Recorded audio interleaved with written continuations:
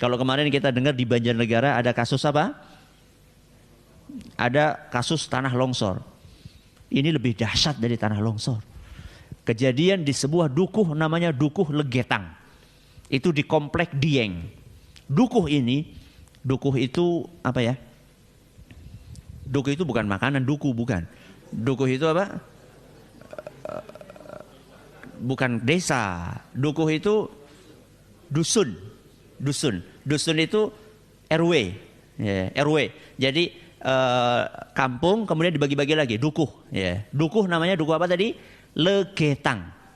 Dukuh ini ya terkenal sangat subur tanahnya. Sangat subur tanahnya. Sehingga penghasilan penduduknya luar biasa dari sayur-sayuran. Rata-rata mereka orang-orang yang kaya-kaya. Setiap tahun panen.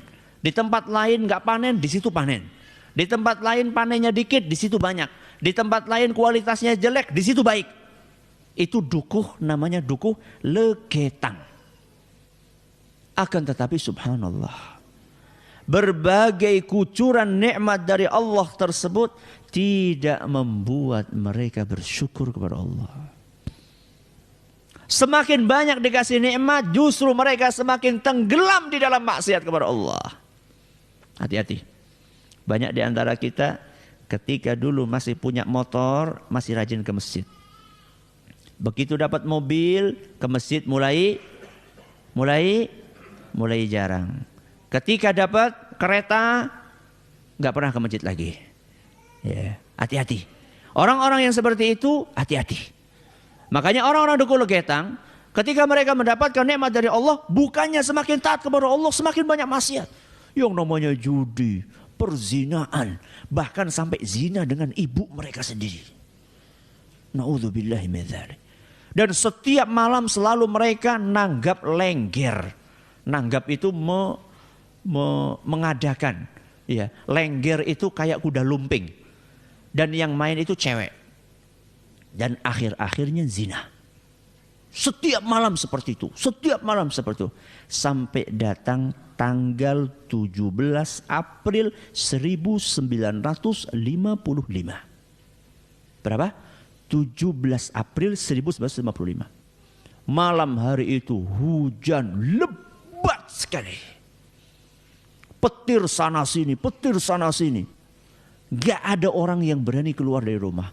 Akan tetapi penduduk desa Legetang, dusun Legetang tetap berbuat maksiat. Tetap minum, tetap judi, tetap zina. Sampai lewat pertengahan malam. Ketika lewat pertengahan malam, hujan berhenti. Sunyi senyap.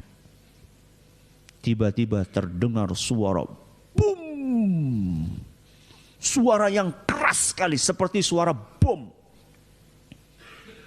Suara itu terdengar oleh dusun-dusun yang ada di sekeliling dusun Legetang. Tapi nggak ada satupun yang berani keluar. Karena suasananya dingin, gelap, sepi. Setelah itu nggak ada suara apa-apa. Baru keesokan harinya, orang-orang yang ada di sekeliling dusun Legetang keluar dari rumah. Mereka ngelihat ada sebuah gunung. Namanya Gunung Pengamun-amun. Ternyata gunung itu sudah separuh nggak ada. Separuhnya gunung nggak ada. Mereka, gunung hilang kemana ini? Gak ada separuh. Kemudian mereka lebih kaget lagi ketika gunung yang separuh itu sudah pindah di atas dusun Legetang. Bukan longsor. Kenapa bukan longsor? Karena Gunung Pengamun-amun ke bawah kayak gini ada lembah. Ada lembah, kemudian di sini ada dusunnya. Lembah ini, sungai ini sama sekali tidak ada longsorannya. Berarti gunung itu diapain? Potong, diangkat. Siapa yang bisa ngangkat itu? Allah Subhanahu wa ta'ala. Maka kalau kita sudah tinggal di suatu komunitas, isinya di situ maksiat, dan tidak ada yang mengingkari maksiat tersebut, siap-siap. Siap-siap apa Ustaz? pindah cepat-cepat. Ya, kalau nggak ada yang mengingkari lagi. Tapi kalau masih ada yang mengingkari, berterima kasihlah kepada orang-orang yang mengingkari tersebut. Berterima kasihlah kepada orang-orang yang mau beristighfar kepada Allah. Walaupun dia orang miskin. Bisa jadi azab tidak Allah jatuhkan ke negeri kita ini. Walaupun yang namanya kemaksiatan di negeri kita banyak sekali. Bukan hanya kemaksiatan, kemusyrikan, kekufuran di negeri kita. Mungkin Allah belum jatuhkan azab kepada negeri kita ini secara umum.